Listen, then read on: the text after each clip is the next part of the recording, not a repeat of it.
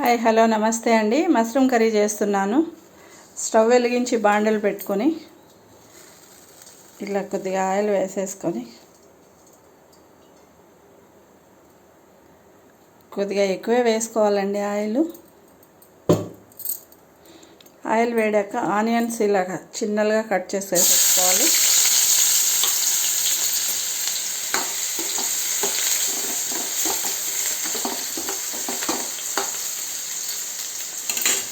అలానే కొద్దిగా కరివేపాకు,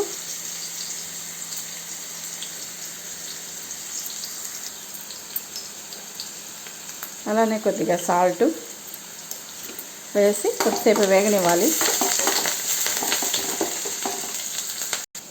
ఆనియన్స్ వేగేలోపు మసాలా ప్రిపేర్ చేసుకున్నామండి. తెల్లగడ్డ, అల్లము, అలానే చెక్క, లవంగాలు, వట్టి కొబ్బరి, కొద్దిగా మెంతమామిడి పప్పు వేసి అందులోనే కొద్దిగా టమోటా, కొద్దిగా పెరుగండి వేసి మసాలా కొట్టుకున్నాము. ఆనియన్స్ అంతా ఇట్లా గోల్డెన్ కలర్ వచ్చిన తర్వాత నేను మష్రూము పసుపు, ఉప్పు వేసి వేడి నీళ్ళల్లో కొద్దిసేపు అట్లా బాయిల్ చేశానండి. అలా వేసేసుకొని కొద్దిసేపు ఇలా పెట్టి కొద్దిసేపు ఇట్లా మూత పెట్టేసుకోండి. కొద్దిగా ఆయిల్లో వేగిన తర్వాత మూత తీసేసుకొని కొద్దిగా పసుపు,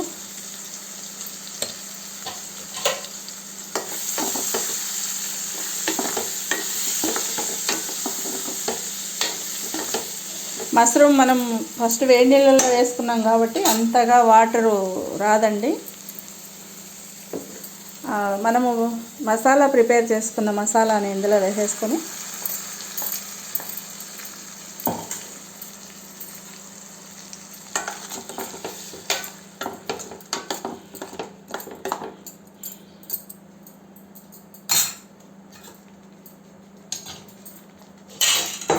ఇట్లా మూత పెట్టుకునేసి మసాలా వేసి కొద్దిసేపు అట్లా ఉన్న తర్వాత కారం,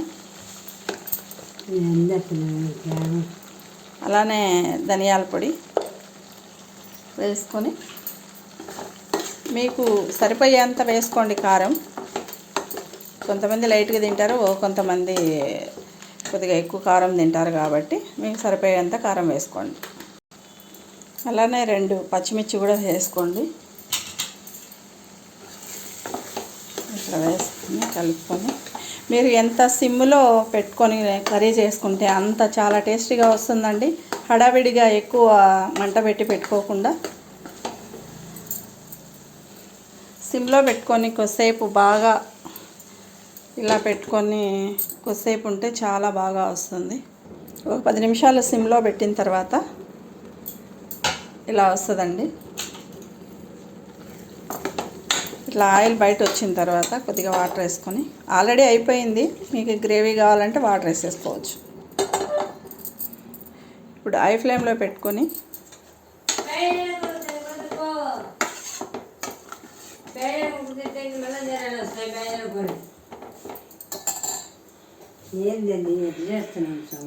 వాటర్ పోసి మళ్ళీ ఇట్లా మూత పెట్టుకునేసి వాటర్ వేసిన తర్వాత కొద్దిసేపు ఉడకనిచ్చిన తర్వాత మీకు కొద్దిగా గట్టిగా కావాలంటే కొద్దిసేపు ఉన్నించుకోండి. కొద్దిగా గ్రేవీ కావాలనుకునేటట్టయితే కట్టేసుకోండి. లాస్ట్లో కొత్తిమీర వేసేసుకొని స్టవ్ కట్టేసుకోండి.